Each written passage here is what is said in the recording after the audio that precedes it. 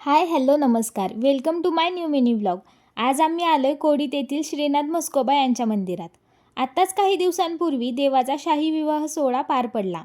त्यानंतर 10 ते 12 दिवस यात्रा असते वीर येथे, ती देखील झाली. देव वीर येथे लग्नासाठी जातात व लग्न सोहळा व यात्रा झाल्यानंतर घरी म्हणजेच कोडीतला परत येतात. आमच्याकडे गोपाळ जेव घालण्याची प्रथा आहे, त्याच्यासाठीच आज आम्ही इथे आलोय. खरंच हे मंदिर व त्यावरील नक्षी पाहून खूपच छान वाटतं.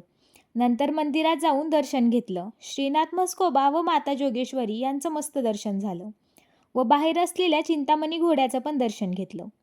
ही आहे मंदिराच्या छतावर केलेली कारागिरी. सुंदर सुंदर रंगांनी काढलेली नक्षी खूपच मनमोहक आहे. नंतर देवाला नैवेद्य दाखवायला ताट बनवलं. त्यात दिवे व नैवेद्य होते. मग देवाला नैवेद्य दाखवला. सगळ्यांची गोपाळ जेव घालण्याची घाई चालली होती.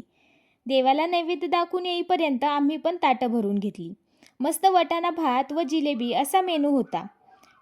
मग 5 जणांना जेवायला बसवलं. गोपाळ किंवा गज म्हणजे तिथे 5 किंवा 5 पेक्षा जास्त पुरुषांना जेवायला घालणे. तर असा आहे मंदिराचा परिसर. खूप प्रशस्त जागा आहे. मंदिराच्या रंगाचं काम देखील चालू आहे. मंदिराच्या 2 एकर 1 गुंठे क्षेत्रफळापैकी 50,000 चौरस फुटात मंदिर उभारलेलं आहे.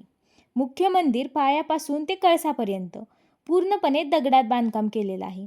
हे मंदिर बांधण्यासाठी बऱ्याच बांधकाम शैलींचा वापर केला आहे, जसं की सोमपूर शैली, द्रविड, हेमाडपंथी व महाराष्ट्रीयन शैली.